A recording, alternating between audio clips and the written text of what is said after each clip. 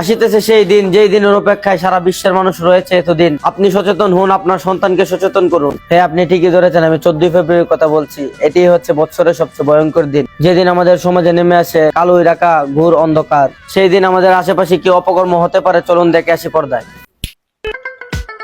চলো ভিতরে গিয়ে বসি। চলো এইদিকে বসি। দূর, এত দূর থেকে কি ভালোবাসা হয়? একটু কাছে যাই। আরে ছাড়ো না, এসব কি করতেছো? মানুষ দেখে ফেলবে তো।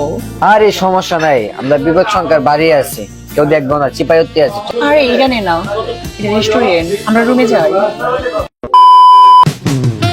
এই শোনো না, আমার কাছে না আজকে অনেক বই করতেছে, আজকে না গেলে চলে না? আরে চলো, কিচ্ছু হইতো না, বিশ্বাস করো বাবু, কিচ্ছু হইতো না, আজকে দিনের তুই। আচ্ছা চলো তাহলে, তোমাকে নিয়ে পারলাম না আর। দেখলেন তো আপনারা কি হলো, এভাবে একে একে অপকর্মগুলো সমাজের মধ্যে ছড়িয়ে যাচ্ছে। আসুন আমরা সবাই মিলে এই দিনটিকে বয়কট করি। আসুন সমাজের সর্বস্তরের মানুষ সবাই মিলে একসাথে সচেতন হই।